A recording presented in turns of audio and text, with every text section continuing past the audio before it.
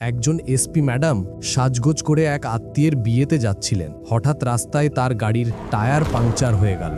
বাধ্য হয়ে তিনি কাছের এক গ্যারেজে গাড়ি নিয়ে থামালেন। সেখানে একজন শ্রমিক মাস্ক পরে গাড়ির টায়ার ঠিক করতে এগিয়ে এলো। প্রথমে বিষয়টি স্বাভাবিক লাগছিল, কিন্তু শ্রমিকটির চোখের দিকে তাকাতেই এসপি ম্যাডাম স্তব্ধ।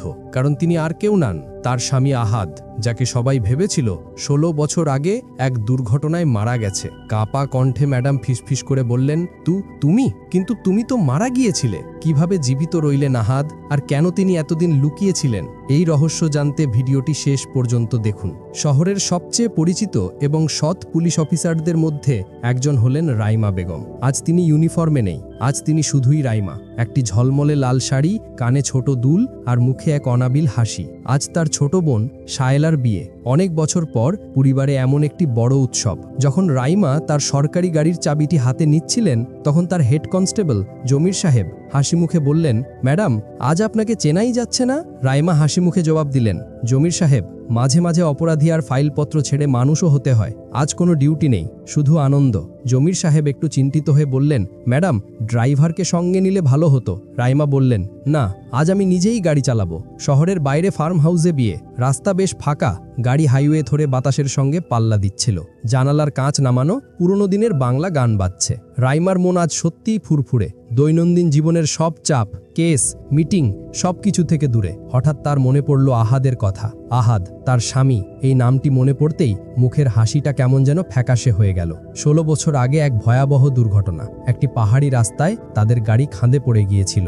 এরপর আর কিছুই অবশিষ্ট ছিল না, শুধু পোড়া গাড়ির টুকরো আর একটি মর্মান্তিক খবর যা রাইমার জীবনটাই বদলে দিয়েছিল। সে সময় রাইমা একজন সাধারণ ইন্সপেক্টর ছিলেন। আহাদের মৃত্যু তাকে পুরোপুরি ভেঙে দিয়েছিল, কিন্তু সেই যন্ত্রণা তাকে এক অদম্য শক্তিও জুগিয়েছিল। নিজেকে কাজের মধ্যে ডুবিয়ে দিয়ে রাইমা আজ শহরের এসপি। তার সব আছে, ক্ষমতা, সম্মান, বিশাল বাড়ি, শুধু আহাদ নেই। তুমি থাকলে কত খুশি হতে। দেখো আজ তোমার রাইমা কত বড় অফিসার হয়ে গেছে। এই সব ভাবনায় তিনি খেয়ালই করলেন না যে তিনি বিয়ের স্থান থেকে বেশ কিছুটা দূরে চলে এসেছেন। আর দেরি করা যাবে না। এক্সিলেটরে চাপ দিলেন আরও বেশি করে। হঠাৎ গাড়ির পেছন থেকে একটা অদ্ভুত শব্দ, ফটফটফট। গাড়ির নিয়ন্ত্রণ হারাতে শুরু করলেন। রাইমা কোনোমতে স্টিয়ারিং সামলে গাড়িটাকে রাস্তার একপাশে নিয়ে গেলেন। নিচে নামলেন। পিছনের টায়ারটা পুরোপুরি পাংচার। আশেপাশে কোনো সাহায্য নেই, শুধু ফাঁকা রাস্তা আর দিগন্ত বিস্তৃত মাঠ। মোবাইল হাতে নিলেন, কিন্তু নেটওয়ার্ক নেই। শাড়ির আঁচল কোমরে গুজে গাড়ির ডিগি খুলতে লাগলেন, কিন্তু তিনি এসব কাজ জানতেন না। আহাত থাকলে 5 মিনিটেই সব ঠিক হয়ে যেত। চারদিকে তাকালেন। দু একটা গাড়ি চলে গেল, কিন্তু কেউ সাহায্যের জন্য থামল না। আধ ঘন্টা পেরিয়ে গেল। ঘামে মেকআপ হালকা হয়ে গেছে। দূরে একটি পুরনো সাইনবোর্ড দেখা গেল, পাংচার সারাই। রাইমার চোখে আসার আলো ঝলসে উঠল। দোকানটি ছিল টিনের ছাউনি দেওয়া একটি ছোট ঘর। বাইরে কিছু পুরনো টায়ার, একটি এয়ার পাম্প। একজন বৃদ্ধ লোক লম্বা কাঠের চেয়ারে বসেছিলেন। রাইমা বললেন, আমার গাড়ির টায়ার পাংচার হয়েছে, ঠিক করে দেবেন? বৃদ্ধ বললেন, আমি আর কাজ করি না, আমার কারিগর আসবে 5 মিনিট পরে। কিছুক্ষণ পরেই একটি পুরনো সাইকেলে করে একজন লোক এলো। তার পরনে ময়লা পোশাক, মুখে মাস্ক। চাচা বললেন, এই যে গাড়ি পাংচার হয়েছে, কাজ শুরু করো। লোকটি কাজ শুরু করলো। তার কাজের ভঙ্গি রাইমার কাছে কেমন যেন পরিচিত মনে হলো। জ্যাক লাগানো, নাট খোলা, টায়ার বের করা, সবকিছুতেই একটা অদ্ভুত মিল খুঁজে পাচ্ছিলেন। পুলিশের অভ্যেস অনুযায়ী তিনি জিজ্ঞেস করলেন, মাস্ক কেন পড়েছেন? লোকটি নিচু স্বরে বলল, ঠান্ডা লেগেছে আর ধুলো। কিন্তু তার কণ্ঠস্বরে এমন কিছু ছিল যা রাইমার পুরনো স্মৃতিগুলো উস্কে দিচ্ছিল। লোকটির হাত পেছনে মোছার ভঙ্গিটা ঠিক আহাদের মতো। রাইমার হৃদয়ে দ্রুত ধুকপুক শুরু হলো। না না, এটা হতে পারে না, তিনি নিজেকে বোঝালেন। তার দৃষ্টি এখন লোকটির প্রতিটি নড়াচড়ার দিকে। টায়ারটা জলের ট্যাঙ্কে পরীক্ষা করার সময় তার গলার পেছনের অংশটা উন্মুক্ত হলো, আর ঠিক কানের নিচে সেখানে একটি ছোট্ট তিল ছিল। রাইমার জন্য এটুকুই যথেষ্ট ছিল। এটা সেই তিল যেখানে সে প্রায়ই আলতো করে টিপে দিত। তার পৃথিবীটা যেন দুলতে শুরু করলো। কানে সব শব্দ কেমন যেন অস্পষ্ট মনে হলো এই বুঝি তিনি জ্ঞান হারিয়ে পড়ে যাবেন। কাঁপতে কাঁপতে তিনি বললেন, আপনি মাস্কটা খুলুন। লোকটি কাজ করা বন্ধ করে পাথরের মতো স্থির হয়ে গেল। কোনো উত্তর দিল না। রাইমা এক পা এগিয়ে গেলেন। এবার তার কণ্ঠে একজন এসপির কর্তৃত্ব ছিল, একজন স্ত্রীর অধিকার ছিল, একটা ভাঙা হৃদয়ের উদ্বেগ ছিল। আমি বলেছি, মাস্ক খুলুন। তার চিৎকারের লোকটি যেন ভয় পেয়েছিল। আর কোনো উপায় ছিল না। তার কাঁপতে থাকা হাত ধীরে ধীরে মুখের দিকে এগোলো। সে তার গামছাটা সরালো এবং ধীরে ধীরে মাস্কের ফিতা কান থেকে খুলল।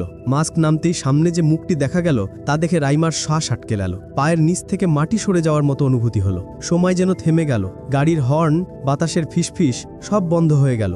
ওই মুখ, সেই মুখ, একটু বয়স্ক, কিছুটা ক্লান্ত, গালগুলো শুকিয়ে গেছে, চোখের নিচে গভীর গর্ত, কপালে চিন্তার রেখা এবং এক গালে একটা লম্বা আঘাতের চিহ্ন। কিন্তু চোখ দুটো ঠিক তেমনই আছে। সেই নাক, সেই ঠোঁট।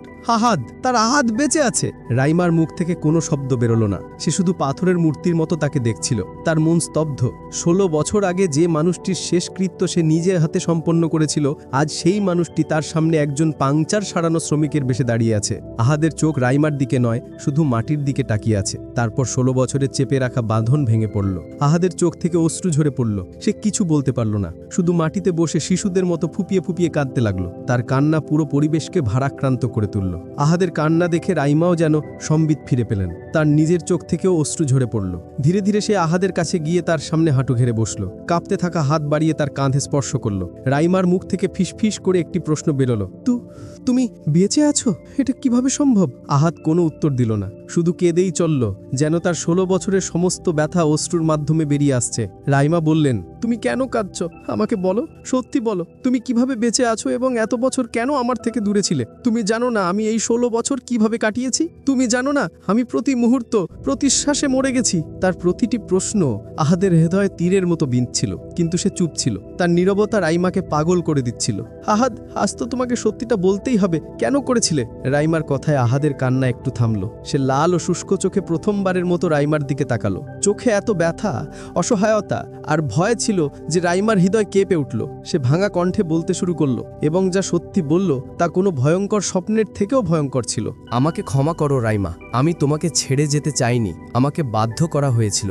সে শুরু করলো, সেটা দুর্ঘটনা ছিল না রাইমা, এটা একটা পরিকল্পিত ষড়যন্ত্র। তোমার মনে আছে আমার মৃত্যুর কয়েক মাস আগে আমি একটি বড় প্রজেক্টে কাজ করছিলাম, যেখানে প্রচুর সরকারি অর্থ জড়িত ছিল।